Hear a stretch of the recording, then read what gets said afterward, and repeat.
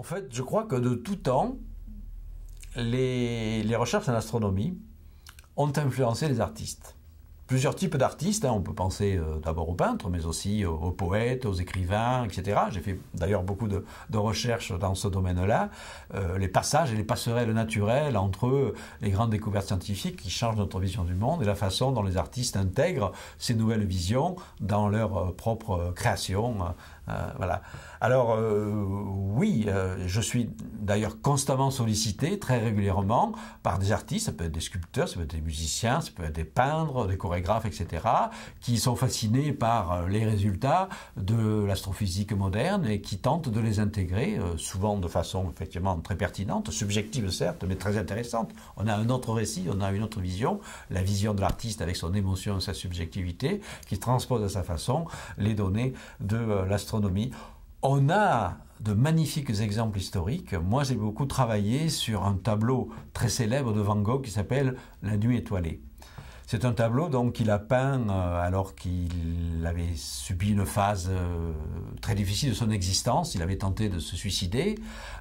C'était en 1888. Et puis en 1889, il se retrouve dans une sorte d'asile, où donc il récupérait un petit peu sa santé, et on lui avait donné la permission de peindre, malgré tout. Et donc il raconte qu'il sortait la nuit dans les champs, ça se passait à Saint-Rémy-de-Provence, dans le midi de la France, avec des beaux cieux étoilés, et Van Gogh avait une vision extrêmement fine des couleurs, il était fasciné par les couleurs des étoiles. Le ciel provençal, pour lui, c'était une merveille. Lui qui était né dans les pays du Nord, lorsqu'il a débarqué en Provence, il s'est absolument émerveillé de tous ces joyaux multicolores qu'il voyait dans le ciel et qui étaient les étoiles. Et on retrouve dans plusieurs de ces tableaux des représentations de nuit étoilée.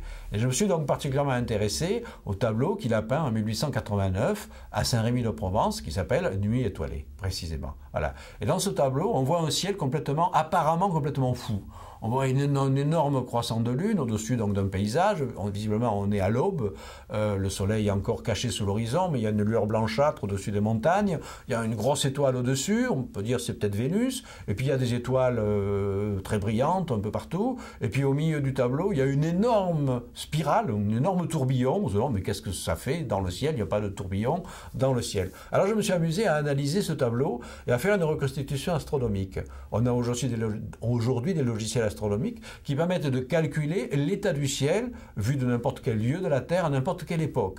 Et je me suis donc replacé à l'époque où Van Gogh avait à peu près terminé ce tableau. C'était au mois de juin 1889, comme il l'a écrit à son frère. Et j'ai fait une recherche dans les semaines qui précédaient pour essayer de déterminer s'il y a eu un moment où Van Gogh a fixé pour la première fois sur sa toile les positions des objets célestes pour voir s'il y avait un réalisme de position. Et j'ai trouvé, à la minute près, je crois que c'est le 18 mai 1889, le moment, la configuration céleste, qui est exactement reproduite par Van Gogh. On a le croissant de lune à la bonne position, on a Vénus au-dessus de l'horizon à la bonne position, les autres étoiles sont en la bonne position, et donc de façon émouvante, je peux effectivement affirmer que Van Gogh a mis pour la première fois sur sans doute sa toile blanche, avant après de mettre les couleurs, a mis les positions des objets réalistes qu'il voyait dans le ciel. Chose encore plus surprenante, l'énorme spirale qui est au milieu. Ce n'est pas quelque chose de visible à l'œil. Eh bien, la reconstitution astronomique montre qu'il y a à cet endroit dans le ciel une galaxie spirale vue de face. Elle est évidemment invisible à l'œil. Et je ne dis pas que Van Gogh a eu une vue surnaturelle. Je dis simplement que Van Gogh était abonné à la revue d'astronomie populaire de Camille Flammarion, parce que c'était un astronome amateur passionné. Et qu'est-ce qu'il avait vu dans cette revue? Les premières photographies des galaxies spirales. Et qu'est-ce qu'il a fait? Il a transposé, il a pris l'une de ces photographies et il l'a mise dans le ciel, en quelque sorte pour montrer l'invisible. Donc ce tableau de Van Gogh est fascinant, parce qu'il y a d'une part les positions réalistes des objets célestes, leur luminosité est exagérée, parce qu'on a des astres énormément brillants, bien entendu, et au milieu, il met l'objet invisible, il nous le donne à voir, comme si la vue du peintre, la vue de l'artiste allait au-delà de la réalité et est plongée dans les vrais mystères de l'univers.